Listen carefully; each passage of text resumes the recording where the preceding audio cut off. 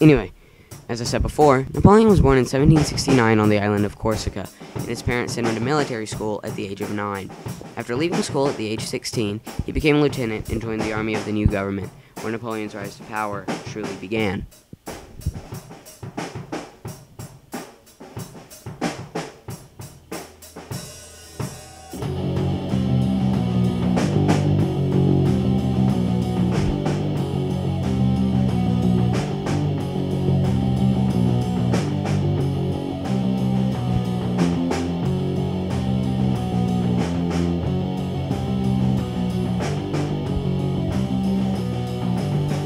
Napoleon's opportunity for power came in the form of rebellions against the Estates General. Napoleon was ordered to protect the delegates of the National Convention, and by using cannons and brute force, he confused the rebels and they fled.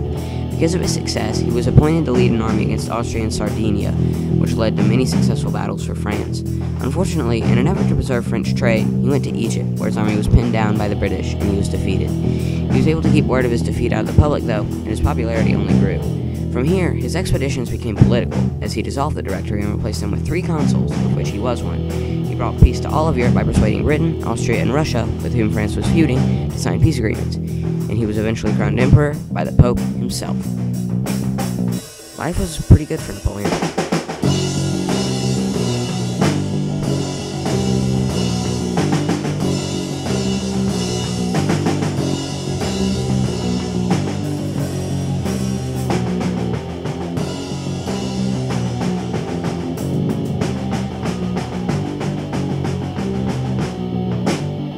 As Emperor of France, Napoleon sought to control the rest of Europe and to take more control of the Americas.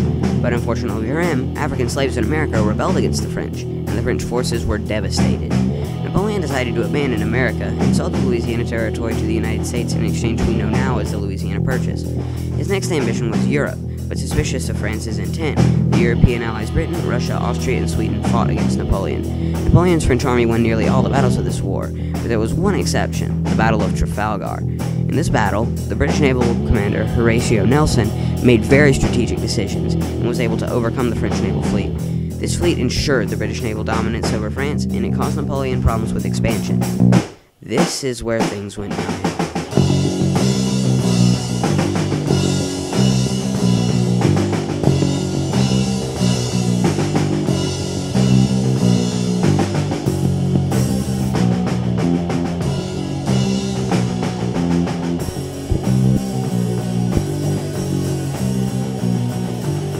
Towards the end of Napoleon's first reign, he made 3 very crucial mistakes: putting a trading bloc on Britain, the Peninsular War with Spain, and most importantly, invading Russia.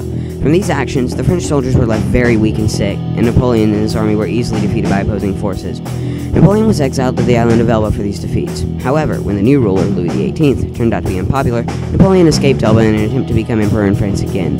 When he arrived to France, the citizens applauded, and within days, Napoleon was emperor again. This was short-lived, though, as the European allies started another quarrel with Napoleon, and at the infamous Battle of Waterloo, the British and Prussian forces fought against France and eventually won. Napoleon's second reign, or the 100 Days, was ended soon after this battle, and he was exiled to the island of St. Helena, where he lived until his death in 1821.